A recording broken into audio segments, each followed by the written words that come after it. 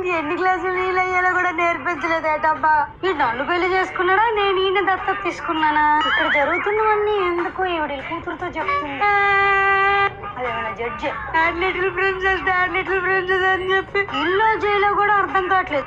ఇప్పుడు నన్ను అందరూ వదిలేశారు కదా, ఇంట్లో వాళ్ళతో మాట్లాడడానికి కూడా ఫ్రీడమ్ లేదు. అమ్మా తిట్టట్లేదు కానీ తిడుతున్నట్టే ఉంది. ఎటు వర్క్ చేయాలి, పని చేయాలి, ఇది బాగుంది. అమ్మాయితో సమానంగా చూస్తున్నాం అని చెప్తున్నారు. ఈ బోడిగా నా సైడ్ మాట్లాడుతున్నాడు, వాళ్ళ సైడ్ మాట్లాడుతున్నాడు అర్థం కాదు. మా అమ్మాయితో కంపేర్ చేసి చూస్తామని చెప్పాలి కానీ ఈడే పెద్ద విలన్ లాగా ఉన్నా. నీకు పాకం పెట్టేస్తుంటే ఇంకేమిటా లిటిల్ ప్రిన్సెస్. నేను వర్కింగ్ ఉమెన్ అర్థం కావట్లేదు, హౌస్ వైఫ్ అర్థం కావట్లేదు. నాకు వచ్చిన మ్యాగీకి, పెరుగన్నంకి, గుడ్డ ఆమ్లెట్ కి రెండు కలిపి కొట్టేస్తున్నారు నా పిల్లలు. ఇదేమో మునక్కాయ పులుసు ఎడతావా ఎగిరెడతావా అంటారు. తర్వాత మాట్లాడతామా.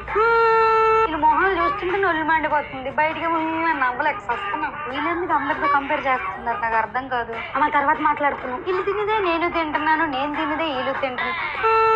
వీళ్ళకి ఎందుకు ఎంత ఒళ్ళిపోయేయగలము? జుట్టు అన్నాక ఊడి నేల మీద పడుతుంది, దానికి కూడా ఒక టాపిక్ వాళ్ళ కూతురు గురించి బాధపడిపోతుంది. ఓకే మరి నన్ను ఎందుకు బాధ పెట్టడం? సన్ స్క్రీన్ రాసుకున్నా మేకప్ అంటున్నారే. తర్వాత మాట్లాడతామ్మా.